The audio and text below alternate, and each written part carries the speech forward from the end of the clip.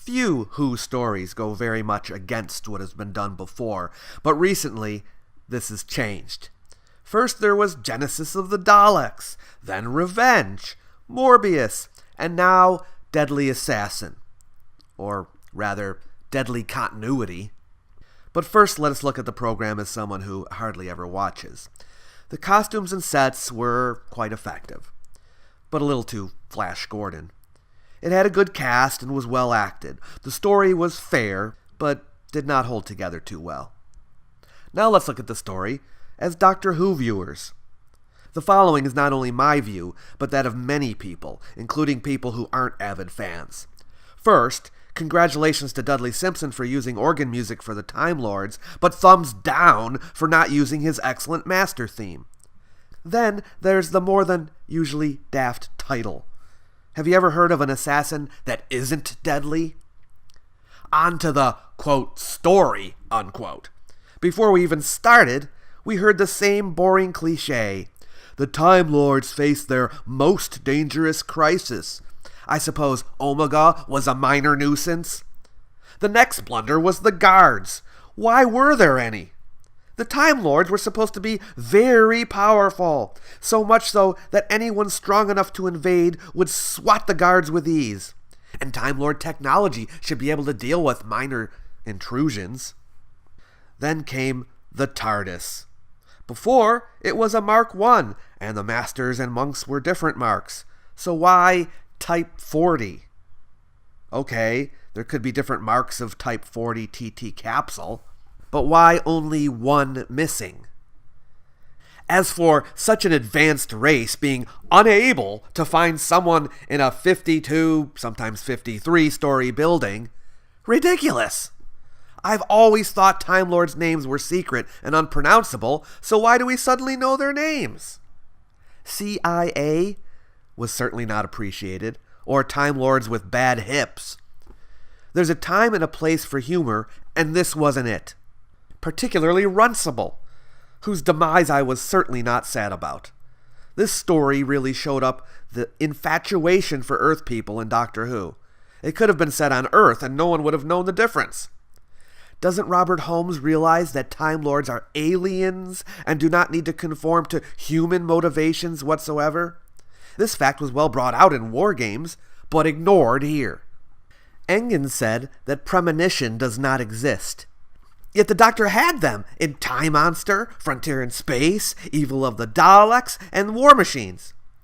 I was surprised by the Doctor saying that Time Lord machinery was prehistoric.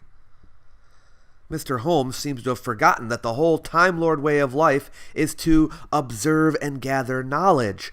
So apart from the fact that they are supposed to be one of the most advanced civilizations, brought out so well in War Games and Genesis, they could have easily copied more advanced races.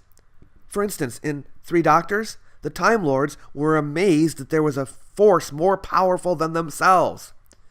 They were pretty powerful pre-Deadly Assassin. In Deadly Assassin, the Time Lords seem to have forgotten the Doctor, yet we've always been led to believe it's very rare for a Time Lord to leave Gallifrey.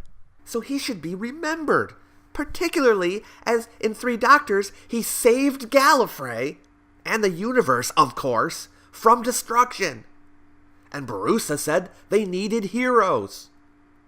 The trial of the Doctor was another Robert Holmes farce. The War Games trial was so excellent.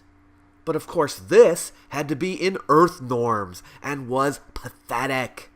Then later, the Doctor and company go to look at the public register system to see what really happened at the ceremony. Now we were, I believe, dealing with Time Lords, so why couldn't they go and look at a time scanner and see the truth? Also, why need the brain machine to predict the future? Another fact forgotten is that Time Lords are immortal. In War Games, the Doctor said that they could live forever, barring accidents. This had never been changed until Morbius, where we learnt that the Time Lords used the elixir if they had trouble regenerating. So why didn't the Master use the elixir? We also saw in Morbius 11 incarnations of the Doctor, Though in Three Doctors, Hartnell was rightly the first, so now we're left with one more doctor, according to Deadly Assassin. Then there wasn't Part 3, which must be the biggest waste of time ever in Doctor Who. A 10-minute trip into the Matrix would have sufficed, but 25? 1 minute, Engen was saying there's no way to tap the machine. The next he was taking the Doctor down to the old part of the city, which looked just like all the other parts. When Goth was discovered, we heard the daft reason for him helping the Master. For an exchange of knowledge. Again, ignorance of the Time Lord way of life is shown by Robert Holmes. Goth should have been quite able to go to the extensive library and sit at a time scanner for a few decades or so and find out everything for himself. He could even have followed the Master's travels on the scanners. Barusa recognized the Doctor, but since the Doctor and the Master were at school together, wouldn't Barusa remember the Master? Also, what's this rubbish about the Doctor being expelled? We know he has a Time Lord degree in cosmic science. And that was revealed in a Robert Holmes story. I was stunned to discover that the Doctor doesn't know his own people's history. The Time Lords would have their own history completely documented. After all, they can look back at time, so what's all this nonsense about myths? And surely somebody would have wondered what that lump and 2 holes in the panopticon floor were. Of course, Part 4 saw the return of the same old story. It couldn't just be Gallifrey in danger, it had to be 100 other planets in danger. You'd have thought that not much else could be wrong with the story. But there was more to come. Time Lord power sources are well known to be novae, etc., as Omega produced, not some silly black box with tubes. I would also like to know how the Doctor managed to climb up a 100-foot shaft with smooth sides and with plastic rocks falling on him. Also, even if the Master was protected by the sash when everything was to be swallowed up, what point would there be to floating around in space? Not much. Things get even more ridiculous when the Master falls down the deep hole. His yell lasted a long time. And he's back very soon, regenerating due to absorbing energy. If all he needed was energy, why didn't he use his TARDIS like anybody else to regenerate? For some of these blunders, you could argue that the story was set far into the future at a time when the Time Lord race is degenerating. But it can't be, as the Doctor was recognized. No, the new rule for Doctor Who seems to be the reason, which is anything pre-Holmes needn't exist, which can't be good for a script editor. What must have happened was that at the end of Hand of Fear, the Doctor was knocked out when the TARDIS took off and had a crazy mixed-up nightmare about Gallifrey. As a Doctor Who story, Deadly Assassin is just not worth considering.